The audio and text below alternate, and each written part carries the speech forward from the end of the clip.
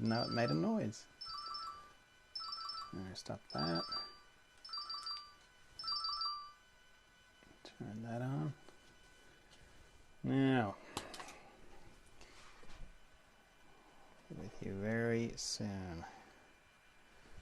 Okay, that's weird. Oh, I see. Okay. Now, if you're on Instagram, I've got a Instagram's fine, but I will have to turn off and turn on again Facebook and YouTube. Just the way it works. And then we will get going on the meditation. 1 sec now. So just let me get organized.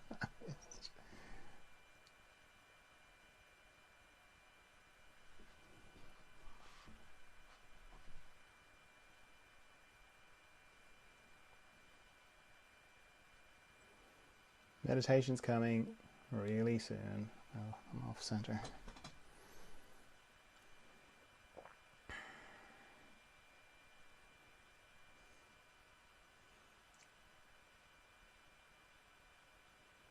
Okay, so back in a sec, YouTube and Facebook.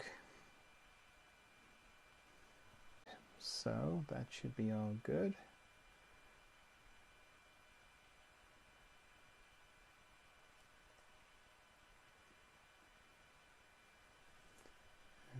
Facebook and should be back.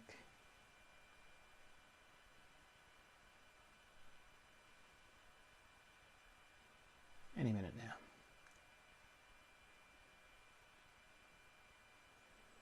Brilliant. No, Facebook's lost the plot. I was hoping this would go smoother. Meditation starting very soon. There we go. One more click and we're up and running. Brilliant. How are you? Good? You well? I'm getting the hang of my little countdown timer. Somebody got in touch and said, you know those posts you put up where you're saying in 15 minutes I'll be meditating for... Yeah, they're not going to show up on anyone's feed in 15 minutes. So that's what's led to the countdown timer. So yeah, the times I do this are between 6 and 7 Irish time, so whatever you are. So I hope you're well. I hope it's going well. It's fine if it's not. Not every day is good, but I hope it's going well. We're going to do a bit of meditation now. This isn't a class, it's just a chance to meditate together. These meditations are part of the further emergence work that I do, and I'll explain all about further emergence when we're finished the meditation. Well, for now, if you're an experienced meditator, if you're used to meditating, that's brilliant. Can you hang on for a minute while I explain what I do, just for the benefit of people who are new to meditation? There's lots of different styles of meditation, but this is what I do. For me, it starts with why I would meditate. I'm trying to connect to a part of me that I connect to every night when I'm asleep. Not the dreaming bit, the bit after dreaming. So I'm dreaming and then I drop out the bottom of dreaming into deep dreamless sleep, where I have no thoughts, no memories, no feelings, no emotions, no personality. I don't have a body, I don't have a house, I don't have a bedroom, I don't have anything. I don't even have me, because I cease to exist. Certainly in the way that I normally register that I'm existing, which, you know, that sounds awful, doesn't it? That sounds like death. And yet, I love going to sleep. And when I wake up in the morning, I feel refreshed. So some part of me knows that wherever I go, that is a good place. And that's where I want to go to when I meditate. I just want to do it consciously. So straight away, if you're new to meditation, don't try this lying down, because you'll fall asleep. And if you don't fall asleep, you'll battle sleep, both of which are counter what we're trying to do. So as I said, I've no thoughts when I'm in this place, so it's not somewhere my mind can go. So I have to figure out how to go somewhere without my mind, because it's almost like my mind has to wait outside the door of this place that I go to. So I have to figure out a way of sort of parting the curtains in my mind. That's the way I like to think of it. So what I do is I make an arrangement with my mind where I say, could you just not think for the next 15 minutes, please? And my mind has done this so many times that at this stage it's like, yeah, fine, we can do that. That's no problem. So having my mind on board is very helpful. Then to stop thinking, that's not as hard as it sounds. It's not that hard to stop, because regardless of what I'm thinking about, which would be the content of my thoughts, the structure of my thoughts, it's always the same. It's always pictures and sound. So if I turn off the pictures and I turn off the sound, that's it. I'm not thinking. As soon as I do that, I'm into the practice of meditation. Now, the practice of meditation runs parallel with the intention of my meditation. My intention is, as I said earlier on, to go to this deep, still, profound, possibly eternal, Zen-like, all the words that are used to describe meditation, that place. And then the practice of meditation runs right along beside it, and it starts as soon as I stop thinking. And it pretty much goes, I turn off the pictures and I turn off the sound, so I bring myself to not thinking. Then some time passes, and I discover I'm thinking again, and I'm like, oh, okay, I'm thinking. I'll turn off the pictures, I turn off the sound. I bring myself back to not thinking. Then some more time passes, and I discover I'm thinking again. Oh, thinking again. Turn off the pictures, turn off the sound, bring myself back to not thinking. Then some more time passes, I discover I'm thinking again. Okay, I'm thinking again. Turn off the pictures, turn off the sound, bring myself back to not thinking, and so on. That's it. That's the practice of meditation. Every time I discover that I'm thinking, I bring myself back to not thinking. It's important to know that, because it's easy to get the idea that to meditate properly you shouldn't be thinking at all, which isn't true. Certainly not my experience. It's a sort of a dance between these two things, the intention and the practice. Sometimes I'll be very deep and still, I'll be in that part, and then other times I'll be discovering that I'm thinking. And both are powerful.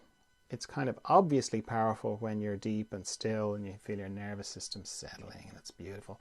It's not so obvious, the power isn't so obvious when you are discovering that you're thinking, because it can be easy to get it irritated at that point. But that's missing an important point, because if you're like me, the sort of things that you think about will be to do with you. So for me, I'll be thinking about, why did I say that to that person?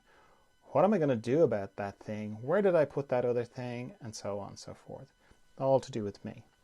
Now, if I'm in the middle of meditation and I'm in the middle of one of those thoughts and I discover that I'm thinking, I go, oh, I'm thinking. Turn off the pictures, turn off the sound, bring myself back to not thinking. The power is in what's happening behind the scenes, because indirectly what I'm saying to myself is, or I'm demonstrating to myself is, that thought that you just had, that you thought was you and that you were it, well, you just made that disappear. So you're not that thought. In fact, you're not any of your thoughts. You're something else. That's very powerful. And then the fact that you do that repeatedly is very powerful too. So they're both powerful. So don't add to your thinking by thinking that you're thinking too much or that you're doing it wrong. If whenever you discover that you're thinking, you bring yourself back to not thinking, if you keep doing that, you'll be doing great. And there's no right amount of times. Meaning, you could meditate in the morning and have to bring yourself back from thinking loads and loads of times. And then in the afternoon, you might meditate and you mightn't have to bring yourself back half as many times. That doesn't mean the afternoon meditation is better than the morning meditation. It doesn't work like that. There's no set right amount of times you should be bringing yourself back from not thinking, because it changes day to day, changes hour to hour. Main thing is, every time you discover that you're thinking, bring yourself back to not thinking. If you do that, you're doing great. Now, the other thing I'm doing is I'm letting go of tension in my body, which is another way of saying I'm becoming more conscious of my body. So I have a system for that. I scan my body from my head down to my feet and back up again. Very slowly, very gently. Anywhere I find tension, I let it go. And I use my out breath to let the tension go. Because it's very natural to just breathe it away. It's also a good way of bringing more awareness to my breath, because it's really easy to hold your breath during meditation or to stop breathing altogether.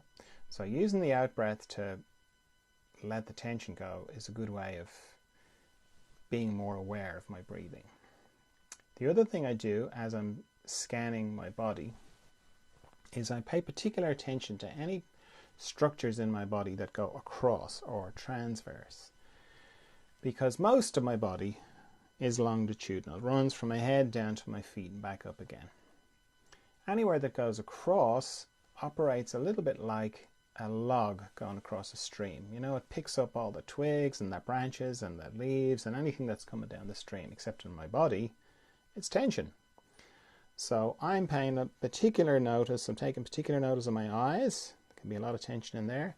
My jaw and tongue, these are all transverse sites. The base of my neck, my shoulder girdle, a lot of tension can be in the joint, in the shoulders. All my joints, they're transverse sites as well. So shoulders, elbows, wrists, fingers. My heart area, my respiratory diaphragm, all my intestines, my pelvic floor, my hips, my knees, my ankles, and my toes. Having a nice quiet room is really helpful when you're starting out in meditation, because one of the things that triggers thoughts is noise, and when you close your eyes, your hearing's going to amplify. So the nice quiet room where you're not going to be disturbed, that really helps your mind not think. And then the other thing I do to help my mind not think is I set a timer for how long I'm going to meditate for. I'm going to set my timer for 15 minutes, but you could set yours for shorter if you're new to meditation. Maybe 5 minutes, and then repeat that 3 times. Because 15 minutes is a long time if you're not used to it. I know that sounds crazy, but it is. And even with the timer, around the 7-minute mark, your mind will kick in going, nah, you didn't turn the timer on, or the internet connection's broken, that you've lost the link with Instagram or YouTube or whatever. You need to look at your watch, you know. So 5 minutes, 3 times. All right, now, any questions before we get going? Nope, nope, nope. Good. Okay. Off we go then, into the mystery.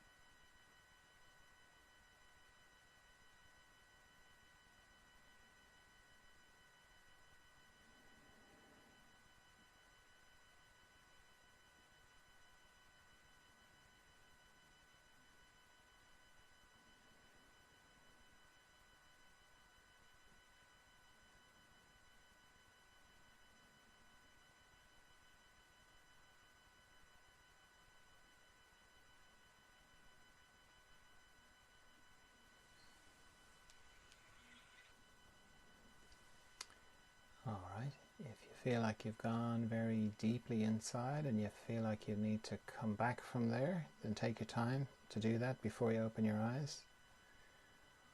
Or if you feel like you can hold the inner space and the outer space at the same time, then you can just open your eyes. And if when you do that you feel like you've lost the inner space, you can just close your eyes again, reconnect with it, open them again. If you feel like you lose it again, close them again. You can use your eyes like a valve to equalize the inner space and the outer space. As I said at the beginning, these meditations, these daily meditations I do, are part of Further Emergence. Further Emergence is to do with growth, inner growth, growth in consciousness. You could call it spiritual growth, growth in awareness, that kind of growth. When you're growing up as a child, your body grows, and then you become an adolescent, then you become an adult, and then your body stops growing and it switches into maintenance and replication. But you keep growing on the inside. That doesn't stop. You only have to think back to who you were 10 years ago, and you'll see you've grown.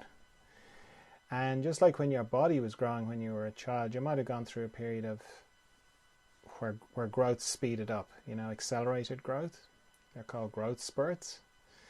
Same thing happens on the inside, and because you keep growing on the inside, that goes on for your whole life. It's those inner growth spurts. That's what Further Emergence is about.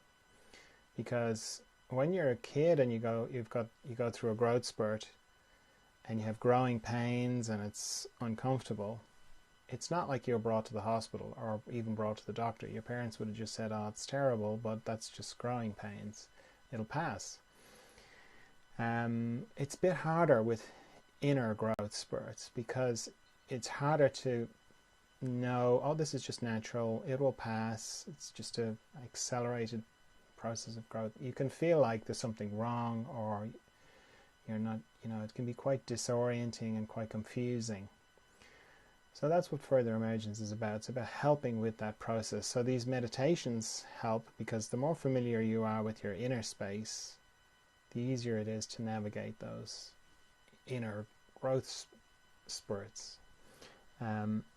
Then there's also a Zoom group every week, tomorrow actually, and that's a chance to meditate a bit more deeply. It's more questions and answers kind of a thing, and it's a chance to see that you're not on your own and go, oh, okay, other people are going through this. I thought it was just me. Because one of the ways that Further Emergence can kind of happen is you can kind of almost overnight go from everybody gets you, you get everybody, it's great, to no one gets me, no one understands what's going on. I feel like I'm going very fast on the inside, or I feel like I'm stuck on the inside. It can come to lots of different ways. So the Zoom groups are great for hearing other people and going, oh, okay, so it's not just me. And they're open to everyone. So if you want to come to a Zoom group, you're very welcome. The link is on the website, furtheremergence.com, the Zoom link. You can, if you're not sure, and you're like, well, what's that like? You can look at the videos. There's videos from the different Zoom groups on whatever channel you're looking at this on, whether it's YouTube, Instagram, or Facebook. There'll be a video of a Zoom group there. And then also there's the audio from the Zoom groups are on the podcast, so you can listen to them either. So that's another thing to help with Further Emergence. Then I also work with people one-to-one. I do that twice a week. And that's kind of in front of the scenes and behind the scenes work. It's pretty intensive. The sessions are long. And it's a combination of talking it through and feedback. And then the person will lie down and I'll do a sort of distance energetic work to sort of help their system with that process as well. Then I've got books as well. I've written books. There's 4 books, all kind of around the subject of Further Emergence, different aspects. So yeah, that's Further Emergence. If you've listened all the way to the end, you're still with me, maybe that's ringing a bell for you. You might want to it might be drawing you to like go into it more. So you can just follow along on whatever channel you're looking at, or you can go to the website and read more about it, or you can come to a Zoom group, or listen to the podcast, or just get in touch. So thanks very much for meditating with me, and see you tomorrow for some more meditation.